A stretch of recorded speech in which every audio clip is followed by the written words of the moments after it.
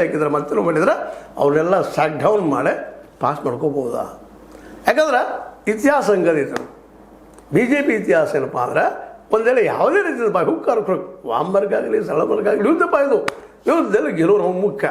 ಹೀಗಾಗಿ ಅವ್ರು 99 SP ಒಂದು 22 ಇನ್ನೂ ಕೆಲವು ಜನ ಯಾರು ವಿರೋಧ ಮಾಡ್ತಾರೆ ಅವರು ಕಿತ್ತಾಕಿ ಔಟ್ ಆಫ್ ದ ಪಾರ್ಲಿಮೆಂಟ್ ಮಾಡಿ ತಾವು ಈ ಬಿಲ್ಲನ್ನು ಪಾಸ್ ಮಾಡ್ಕೋಬೋದು. ಇವು ಎರಡು ಹಾದಿಗಳಿದ್ದಾವೆ, ಯಾವುದನ್ನು ಮಾಡ್ಬೋದು.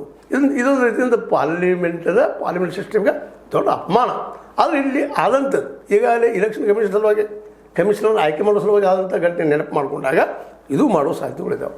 ಹೀಗಾಗಿ ಶಾಲವರು ಮೋಸ್ಟ್ ಪ್ರೊಬಬ್ಲಿ ಕ್ಷಮೆಯನ್ನು ಕೇಳಲಿಕ್ಕಿಲ್ಲ ಅನ್ನೋದು.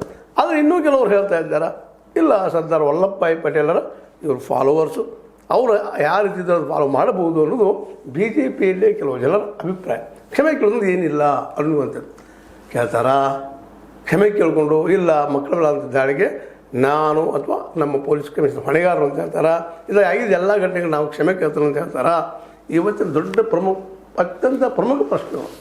ಅದರಲ್ಲಂತೂ ಇದು ಮುಗಿಯಲಾರದ ಈ ಪಾರ್ಲಿಮೆಂಟ್ ನಡೆಕೊಡೋದ್ರೂ ವಿರೋಧ ಪಕ್ಷಗಳ ಸ್ಪಷ್ಟ ಅಭಿಪ್ರಾಯ. ಆದರೆ ಈಗಾಗಲೇ ಡಿಲಿಮಿಟೇಷನ್ ಬಿಲ್ ಪಾಸ್ ಮಾಡೋದ್ರ ಸಲುವಾಗಿ ಅನೇಕ ಕಸರತ್ತುಗಳು ಮಾಡಿರುವಂಥ ಅನೇಕ ಪಾರ್ಟಿಗಳನ್ನು ಒಳದಿರುವಂತಹ ಗೊತ್ತದ ನಿಮಗೆ TMC 20 MP ಗಳನ್ನು, ಅದೇ ಕಾಲಕ್ಕೆ ಶಿವಸೇನೆ ನಮ್ಮ ಠಾಕ್ರೆ ಅವ್ರ ಗುಂಪನ್ನು, ಅದೇ ಕಾಲಕ್ಕೆ ಈ ಒಂದು ಏನಪ್ಪ ಅಂತಂದ್ರೆ ನಮ್ಮ ಬೇರೆ ಬೇರೆ ಪಕ್ಷಗಳನ್ನ ಮತ್ತು ಅಕಾಲಿ ದಳದಾಗಿರ್ಬೋದು ಒಬ್ಬ ವ್ಯಕ್ತಿ ಅಥವಾ MP ಇವನ್ನೆಲ್ಲರೂ ಕೂಡ 352 ಮಾಡಿದಾರೆ ಸುದ್ದಿಗಳಿದ್ದಾವೆ. ಇನ್ನೂ ಅವ್ರಿಗೆ 10 ಏನಪ್ಪ ಅಂದ್ರೆ MP ಬೇಕಾಗಿದ್ದಾರೆ. ಅದು ಯಾವುದೇ ಪಾರ್ಟಿಯನ್ನು ಹೊಡಿಲಿಕ್ಕೆ ಪ್ರಯತ್ನ ಮಾಡೋದ್ರ ಸೇರಿಲಿಕ್ಕಿಲ್ಲ. ಮತ್ತು ಅವ್ರಿಗೆ ಇನ್ನೂ ಭರವಸೆ DMK ಸಪೋರ್ಟ್ ಮಾಡ್ಬೋದು. ಇವ್ಯಾವ